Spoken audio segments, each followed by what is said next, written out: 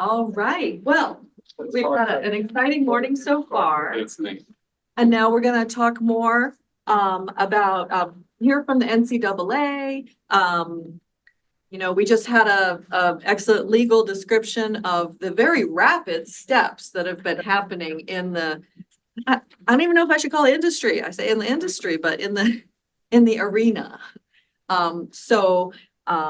I'm very excited that we've got Ben Wynn, Amanda Conklin, and Kendall Spencer. Ben and Amanda work at NCAA. And so Ben is the Director of Academic and Membership Affairs. And Amanda is the NCAA Managing Director of Division I Governance. And then Kendall Spencer brings a different but viewpoint. He's on the NCAA Transformation Committee. So we're excited to hear from you guys because we just heard the whole recent history of the legal arena around sports, and our heads are spinning. And I'm worried all the universities in the country are going to go under or I don't even know if we can go bankrupt. I mean, but anyway, can you guys tell us about how this is impacting NCAA, what's being done, what kind of, let me just leave it there. How about that, Ben? Let me turn it over to you. All right. Thanks so much, Kelly.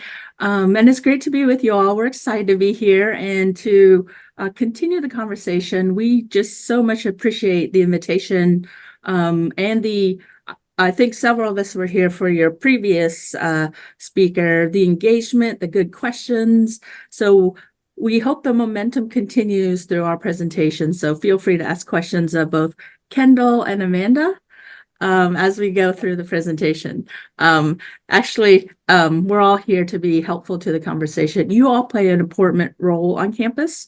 You all liaise some way with athletics, with your president. So if we can arm you with any information, answer any questions, that's what we're here for.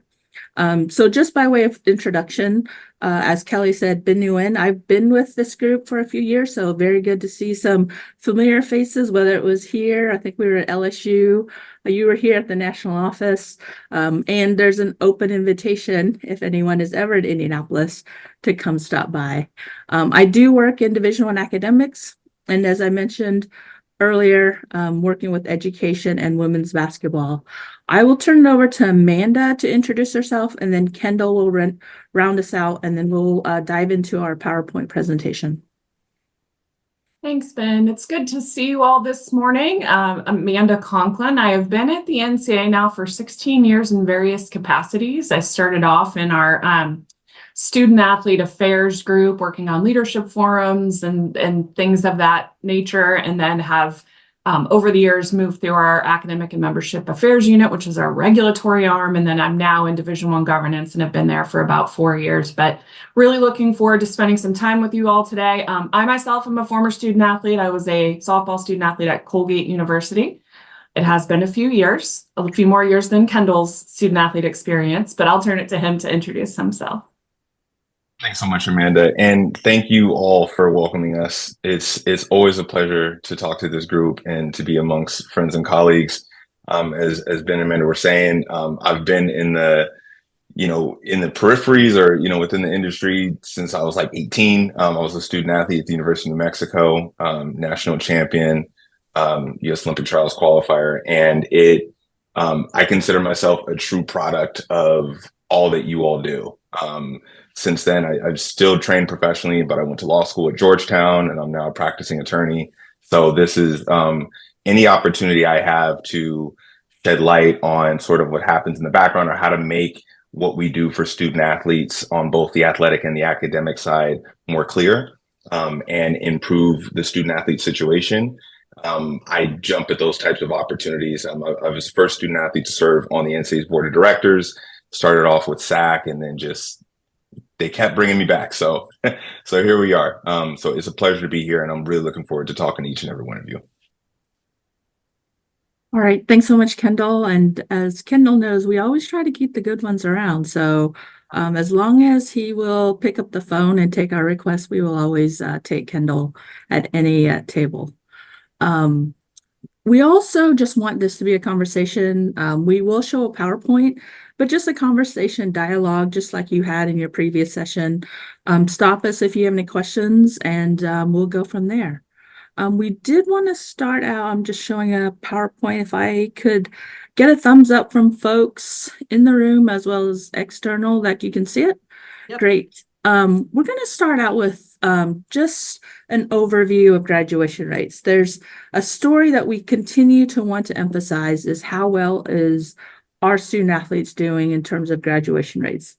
And just to level set, we've got the federal graduation rate, which is required of all Division I or all schools that receive federal funding. And then we also have the GSR, which is our, we feel is a more accurate depiction of graduation rates because it does account for movement, specifically transfers. And we just released our graduation rates this past November, actually December. It is the entering cohort of 2016. Schools report out the outcomes of student athletes who come in that cohort. And then the 7th year is when we publicly release the information. Continued, as I mentioned, a good story to tell. And if you could be our platform to continue the message, we continue to increase our graduation rates. You'll see here the single year cohort is up to 91%. Many of you may recall former President Miles Brand. His goal was always 80%. We have skyrocketed past that graduation rate. A lot of it is could be contributed due to our increased initial eligibility, incoming requirements for freshmen, and then the requirements you need to meet as a current student athlete. But I also don't want to forget that you all play a role in that. Your academic advisors play a role in that. So we just want to also make sure we thank you for your role in making sure our student athletes are also getting an education while also being able to compete on their the platform, court, field, whatever it is. So they have an opportunity to do that as well. The other thing we are tracking on, and I'll just note it on the last bullet, is there are increased transfers. We also are trying to also monitor the impact of COVID. You all probably saw that with your students on how they dealt with COVID when we all went to virtual and now are back into probably a hybrid environment. How are student athletes doing as we continue to progress? So it may be a few years before we actually can quantify, have better data on the impact of COVID, as well as transfers, as the new rule was just adopted this week. So we are monitoring that. And also, I would also note, there was a discussion about NIL. How can we collect data to determine the impact of NIL activity on our student athletes as well? But I want you to leave here, 91% of our student athletes are graduating. That is 9 out of every 10 of our student athletes who are leaving here with a 4-year degree. Many may not go professional, so at least they have a degree in hand to pursue a career outside of athletics once they leave your institution. One last slide before I turn it over to Amanda, just to dig a little bit deeper into certain populations of our student athletes. You can see here great strides made in many of our populations. Overall, over 20% increases in certain populations. Again, we've been very intentional in increasing initial eligibility, as well as our progress towards degree once you get into our schools. But you can see here, overall student athletes, Black student athletes, such large increases with our Hispanic populations, Black football student athletes, as well as Black men's basketball student athletes. Certainly is great strides, but we also recognize that there is still a lot of work to be done. We're not complacent, and we just want to make sure 100% is also an aspirational goal, but we do know that we can take continued steps to help certain populations of our student athletes. And also, as we continue to discuss, how do we help them graduate given the current landscape? So many things going on, mental health, physical well-being, a lot of factors contribute to that. So it is a complicated world, but one story that continues to be a shining light is the graduation rates of our student athletes. So I'll stop there to see if folks have any questions before I hand it over to Amanda. I do have a question. I do love the numbers, the 91%. I think the thing that I struggle with sometimes is quantitative data. Do we have any qualitative studies that really show, like, what are they doing? How mentally, where are they at? Because I think a lot of times the transactional nature is they graduate, but it's kind of an out of mind, out of sight. But are they really benefiting from it? And I'm saying it from a personal experience of, I have friends that have graduated from college, played professionally, played at a collegiate level, but a lot of them mentally are really not there. And they sort of have given up on life because it was kind of like the highlight of it. So I wish it was more like longitudinal data of what is the contextual outcomes of the jobs that they're holding, how they progressing in their careers and their families.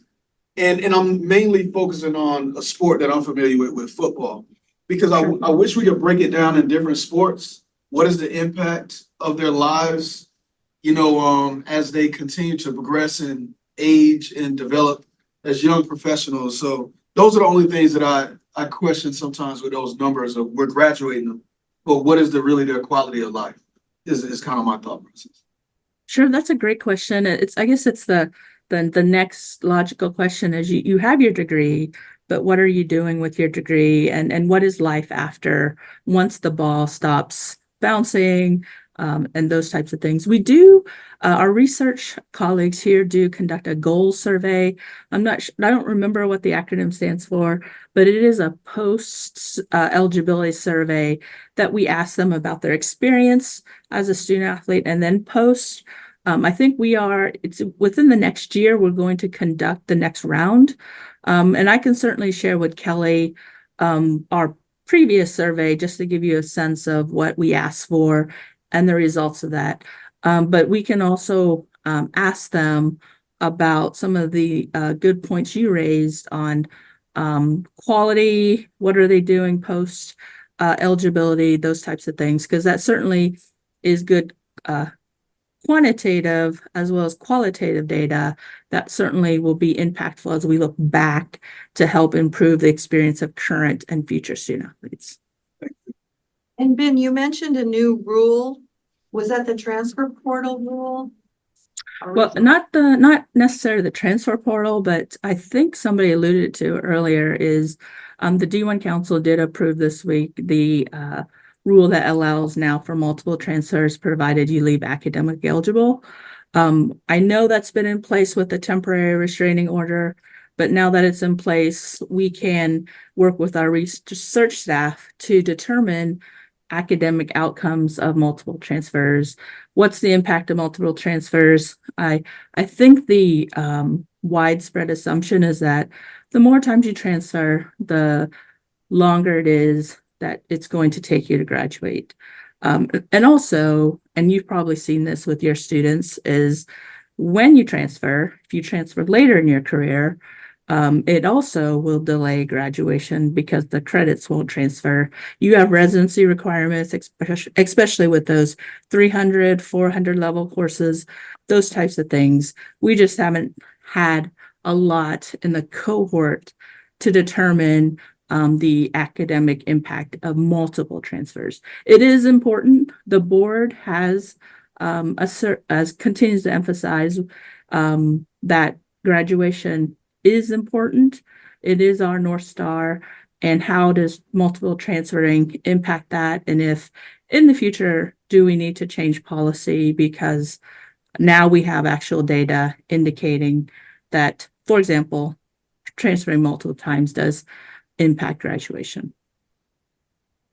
Thank you. And then if I can comment really quickly. So, just to go back to the gentleman's question initially about graduation rates and really, the quality aspect of it, whether it's the Transformation Committee, SAC, or any of our other working groups at the national office that I've been privileged enough to be a part of, that's always the follow-up question is, okay, well, how do we set up a system to where this is meaningful, right? This is not 20, 30, 40 years ago where all you have to do is graduate and you had your dream job and that's it, right? This is a different kind of era, and we have more opportunities, more robust avenues to really explore the student athlete experience.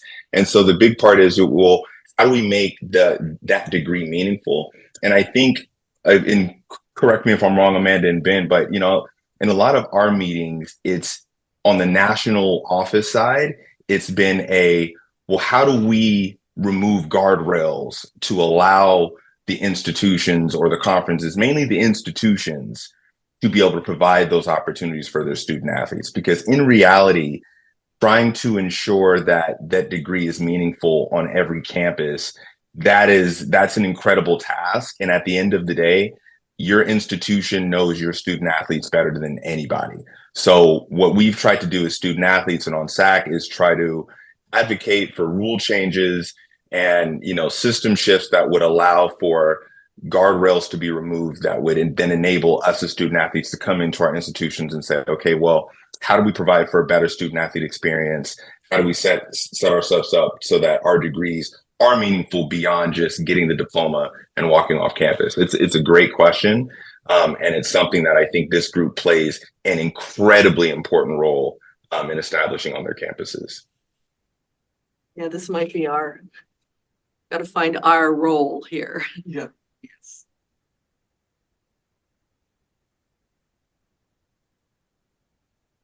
All right, Amanda, I warmed up the crowd, so it is all yours. Thank you, Ben. I'm going to change the game on you here and say you can go ahead and pull the slides down so that we can just talk for a little bit. One thing I would note about that conversation we were just having too, I am constantly blown away by how much data is available through our NCAA research staff. So if you haven't had a chance to go to the NCAA website, it's a very robust site. So I know it can be hard to find things sometimes, but on our research page, there are all kinds of dashboards you can use to explore demographic information, survey results. I mean, there is a whole lot on there. And that might be something for this group to consider in the future too. Our research colleagues are incredible and they're always willing to come out and explain some of the data that they've gathered over the years. So I'll just throw that out for you before we jump in here. But I think based on the presentation you previously had, that you already have a pretty good understanding of the weird time in which we're operating, right? So we've got a legal and legislative landscape right now that is wild. So I think, as we talk about like what is the future of college sports, a couple of things that are just really interesting. College sports never been more popular. Like our viewership, the interest in college sports, I mean, it is as high as it's ever been, perhaps the highest it's ever been.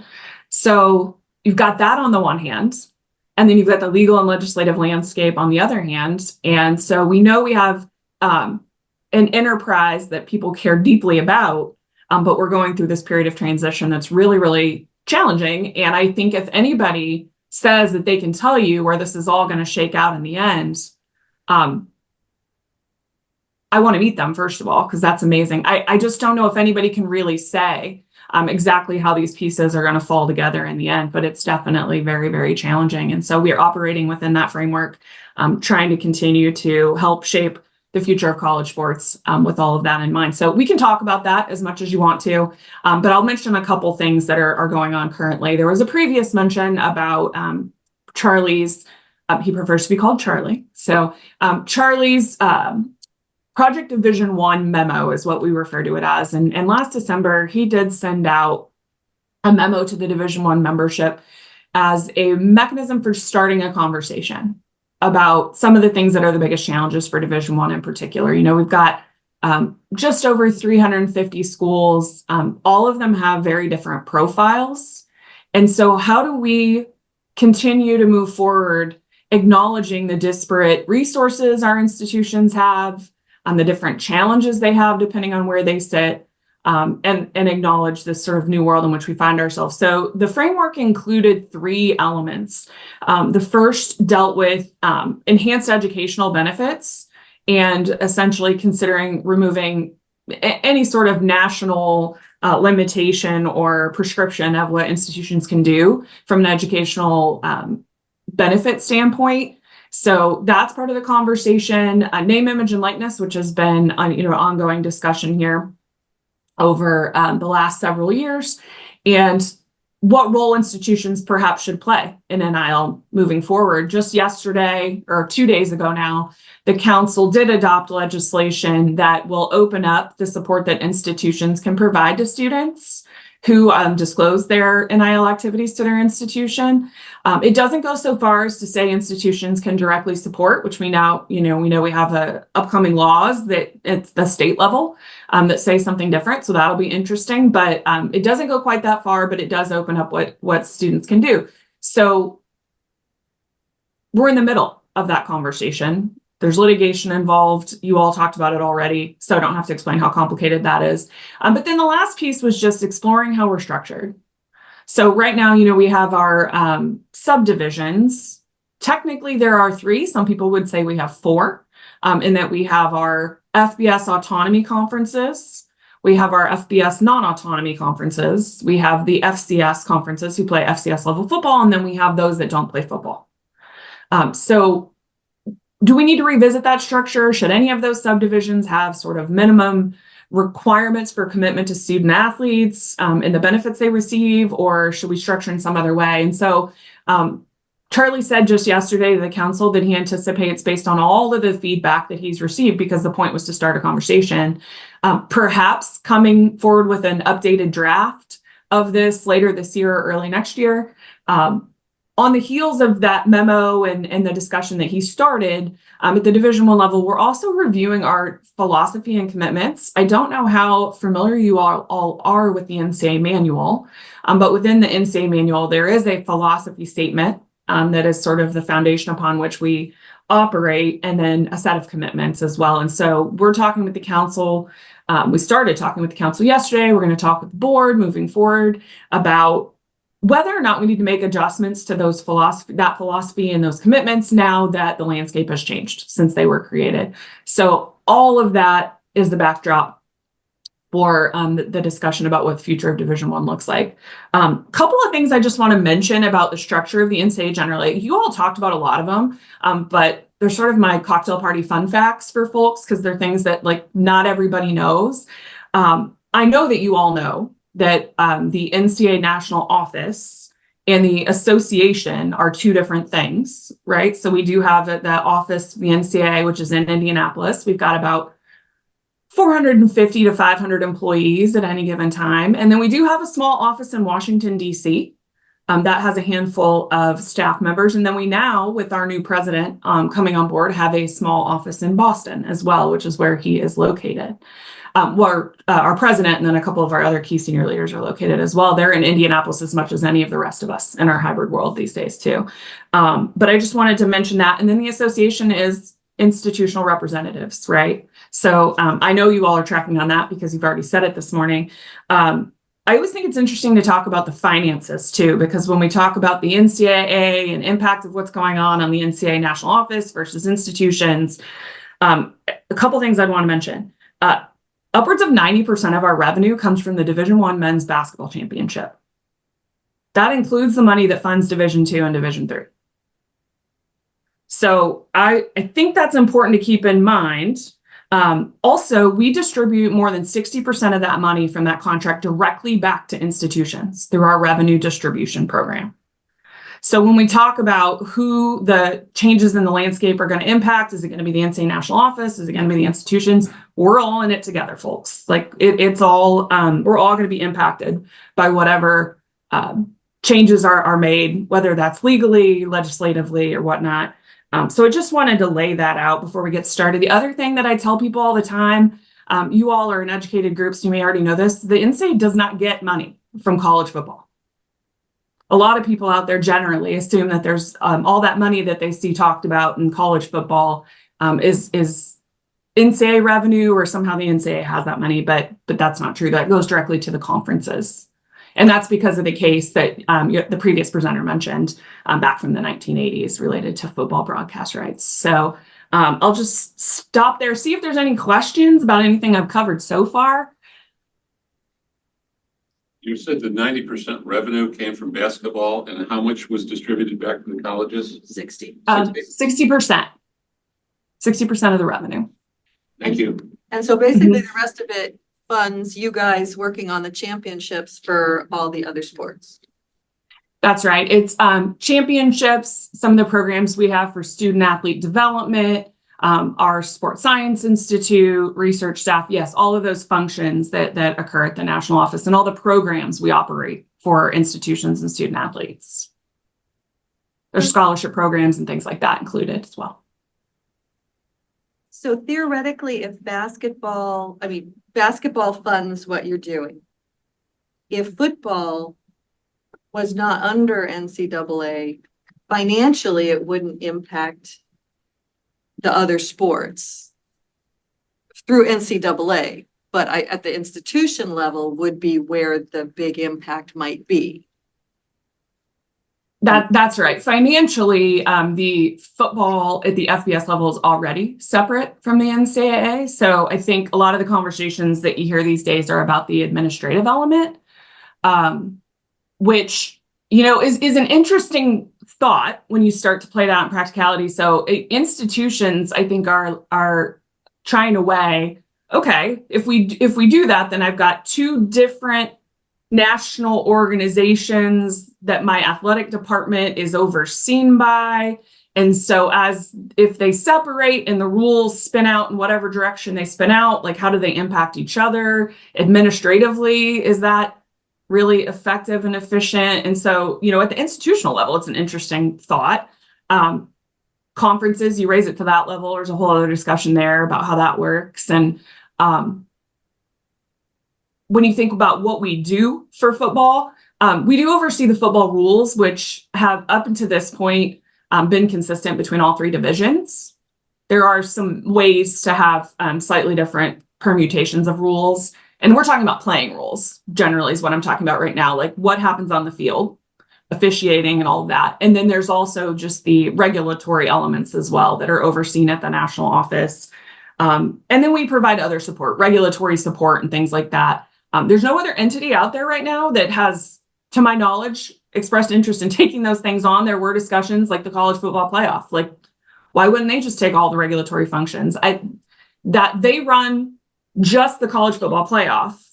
We've got the whole bowl system that's outside of the college football playoff that they don't run. That's the really bowl association, but those are all independent entities. So it's not as easy to think about pulling football out in any kind of meaningful way when you get like really down in the weeds about what that might mean. Amanda, with the ratings increasing in women's basketball, do you see them playing more of a role moving forward with generating revenue? Yes.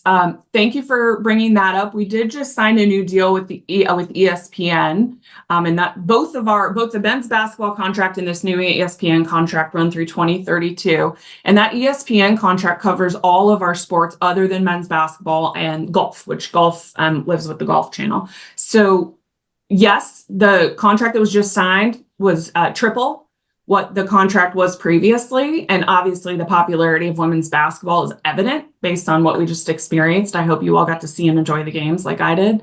One of the things that you're going to see coming out of the success of women's basketball, and actually a couple of years ago, you might recall, we had the COVID era tournament for women's basketball where a lot of gender disparity concerns were brought to light.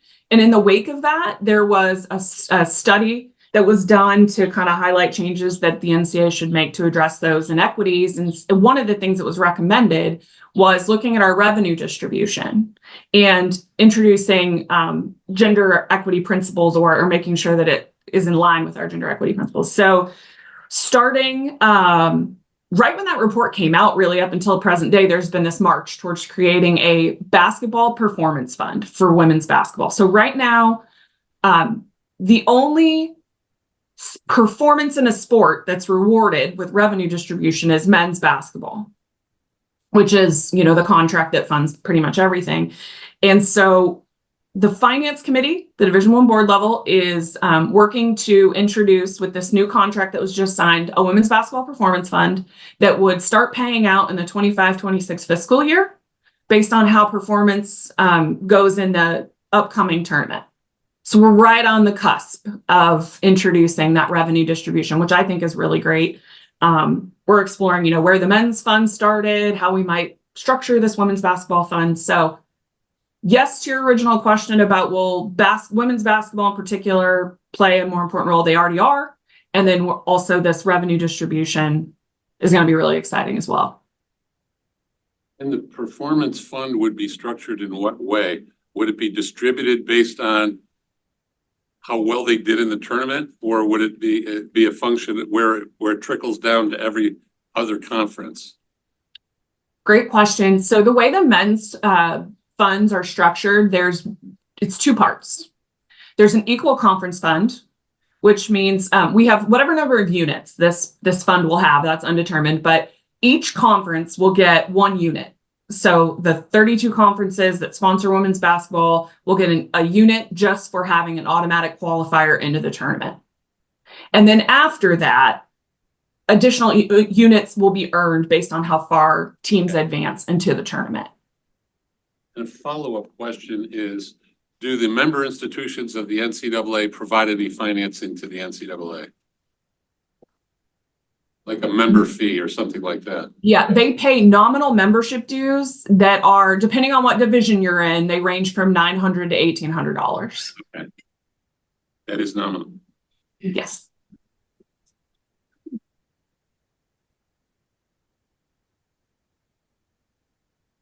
Hey y'all, I have a question. Jerry Zumke, I'm normally there in person, so I apologize that I'm unable to be there this year. I have a couple questions that are related to student athlete safety. So my first question is, you mentioned just a few minutes ago that you wanted to have some, what you might consider to be standardized levels of educational support for student athletes.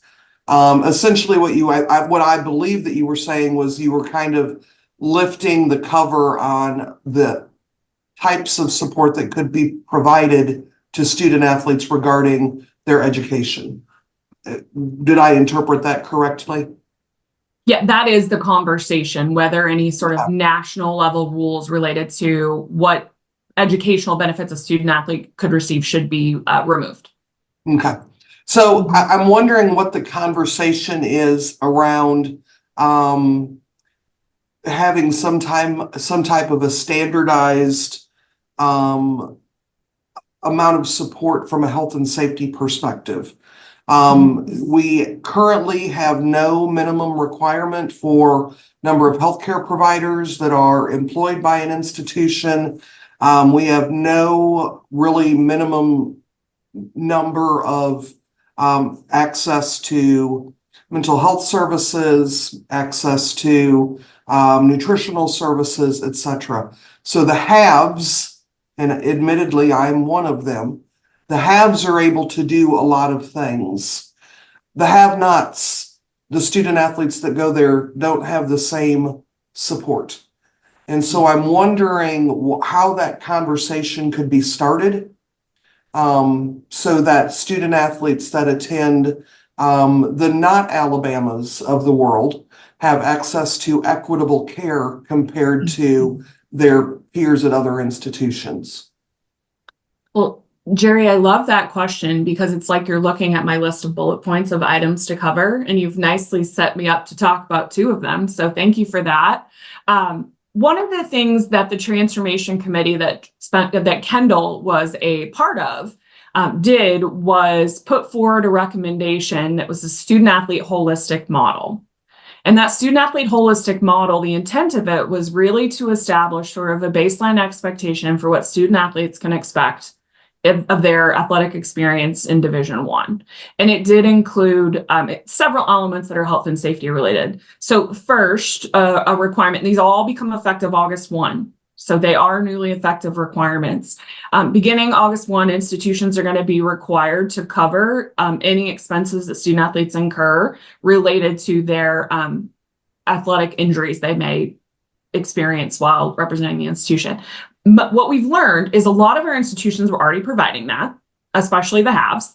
But it's a baseline expectation. And then that expectation or requirement carries on for 2 years after they depart from your institution, whether that's graduation or separation in some other way. Now, if they transfer somewhere new, that institution will then take on that responsibility.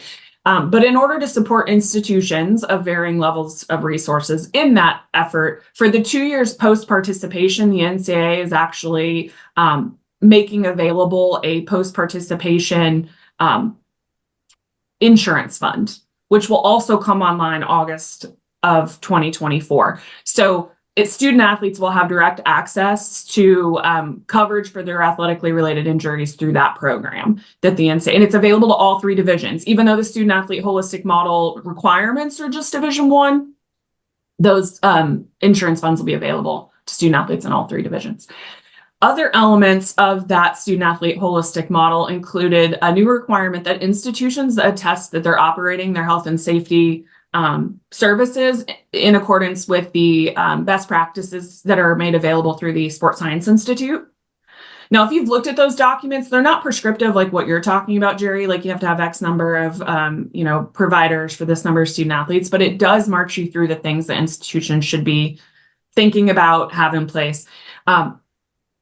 Kendall can weigh in on this too, but the difficulty when we started having conversations about the number of athletic trainers or, even in other spaces, the number of academic advisors and things like that, what folks said to us was, our institutions are all really different. And especially in the medical space, we don't want you telling us what we should be doing in a way that sort of usurps local decision-making, especially decision-making of our medical providers.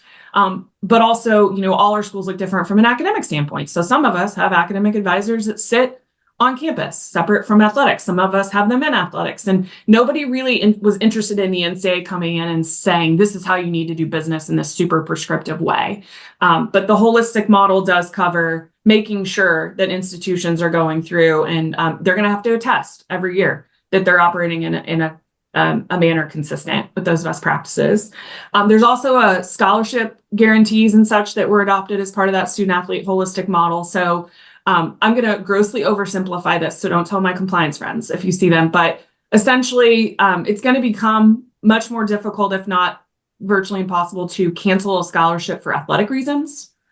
And those are some protections that were in place for our autonomy institutions previously that are now going to be available to everyone. And then there's also a requirement that institutions make funds available post-participation for a period of 10 years for student athletes to complete their degree. So we also have some funds available through the NCAA to help support institutions in that. So thank you for that segue. And I'm happy to try to answer any other questions. Or Kendall, anything else you'd want to say about the holistic model and Amanda, that whole process? Could I jump in and kind of tag on to Jerry's question? Yeah. The National Athletic Trainers Association does have an instrument for appropriate medical coverage based on number of athletes, number of sports, number of travel days, number of practice days. So it's not comparing apples to oranges. It is looking at what you have regardless of who you are. Mm-hmm. Was that system looked at, was that document looked at as these guidelines were drawn up? They were, yes. Yeah. Go, Kendall. Yeah. So great point. I can tell you they absolutely were.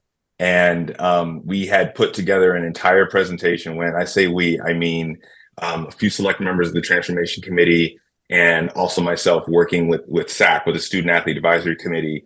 We had actually put together, Jerry, to your point, exact numbers for what we thought based on, the gentleman's comment, what the numbers should have looked like compared to how many student athletes you have on campus. We had actual prescriptive elements to it.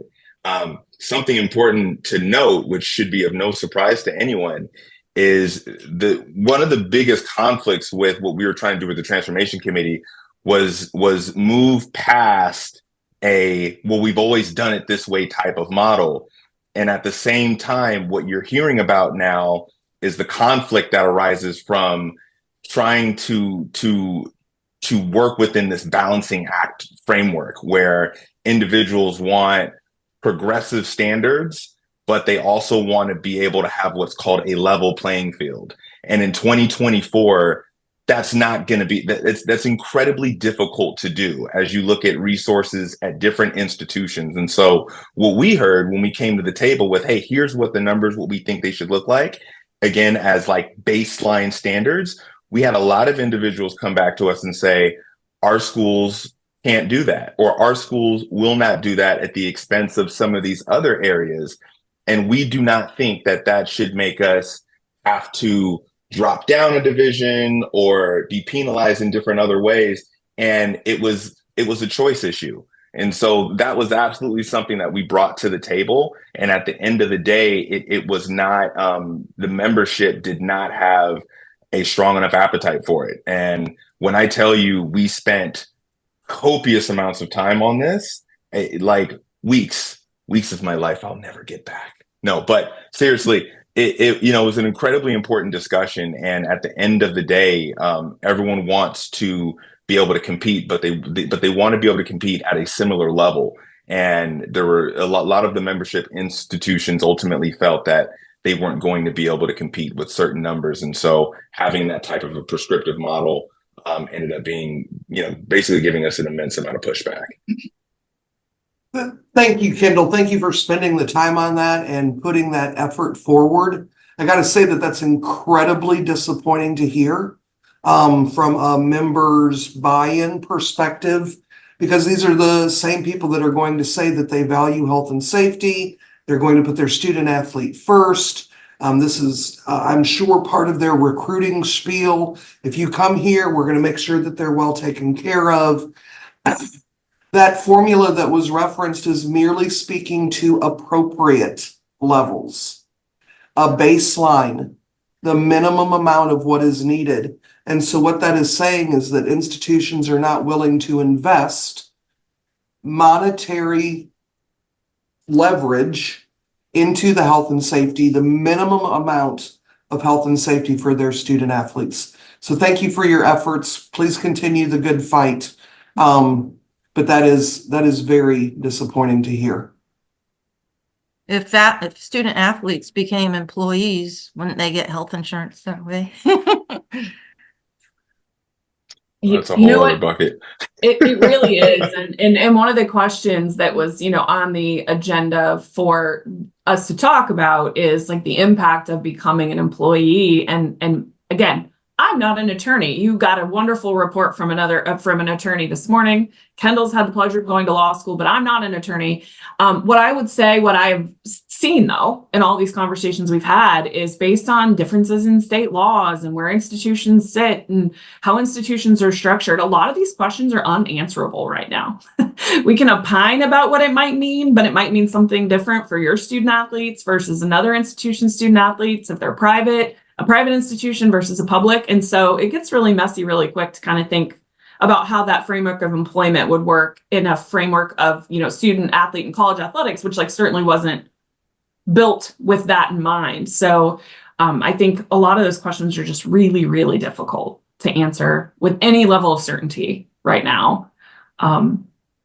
We'll see. I know some institutions are going through the exercise locally about if this were to be something that happens in the future, what would we do?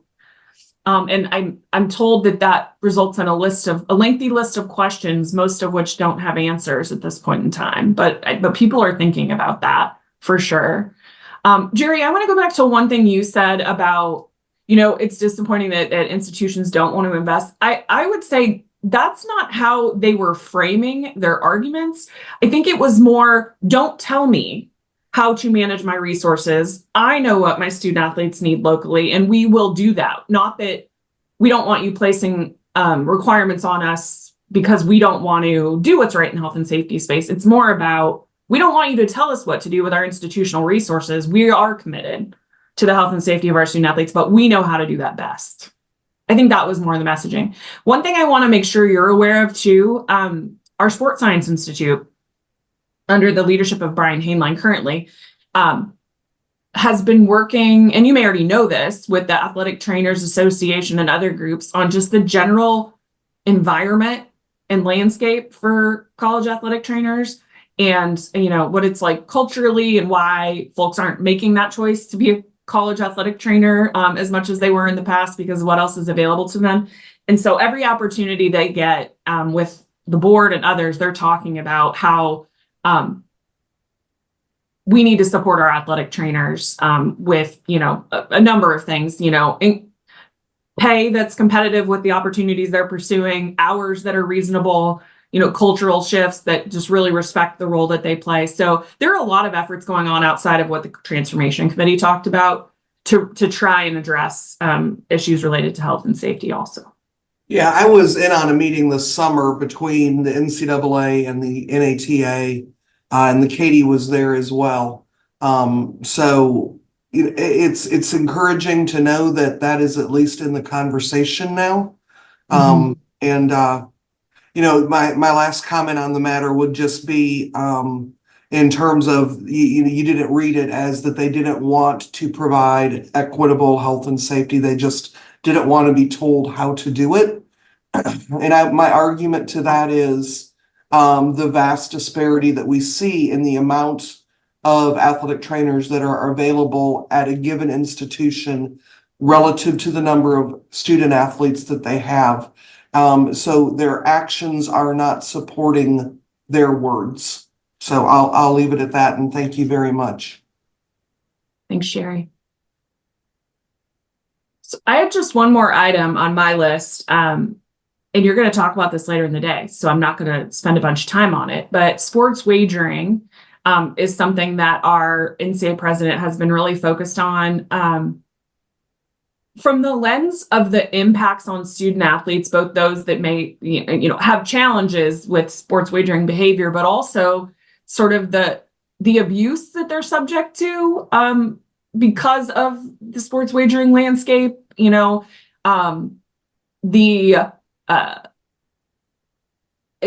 always been the sort of, being approached by bettors and things like that. That's all still there. But one of the things he heard when he was out there speaking with the student athletes is just how rough the environment can be, especially with the advent of sports wagering, in terms of hearing on social media and elsewhere from folks that are disappointed in outcomes and things. And so he's really attentive to that. There are a lot of efforts going on at the national office to try and assist with that. We have some technology that we've deployed to help with things like participants in our championship receiving abusive messages on social media. It can kind of help filter some of those out. Also, legislative efforts to address prop betting, because that, I think, is one of those things where student athletes may be most susceptible to being approached about, like, just miss this free throw or just do this thing. And so there are a lot of efforts going on there, and it's a big concern for him. And I know you're going to talk about that later in the day. So I just wanted to lay that foundation. But I'm happy to cover anything else that you guys want to talk about that you would hope we would cover before Ben talks you through some more role of faculty type of items. Can you just clarify one thing for me? I'm Sure. kind of naive on this, but you mentioned the FBS and then the FBS autonomy. I mean, is that actually a thing now? Are there autonomous? I mean, is it like the Power 5 will be the Power 4 and then it'll be autonomous? Is that what you're thinking? Or I was just curious. I heard that and I thought, oh. Yeah, what does that mean exactly? Yeah, so currently in our structure, there are 5 conferences that are identified as autonomy conferences, and those are, out in the world, people call them different things, Power 5. But those 5 conferences, which is the Pac-12, the SEC, the Big 10, the Big 12, and the ACC, already have a degree of legislative authority that is different than what the other conferences in Division I have. There are certain bylaws that they have the authority to make changes to. They typically deal with those bylaws that are related to benefits that student athletes get and things like that. So they have an elevated legislative role already. And then from a weighted voting standpoint, which we have in our council, which is all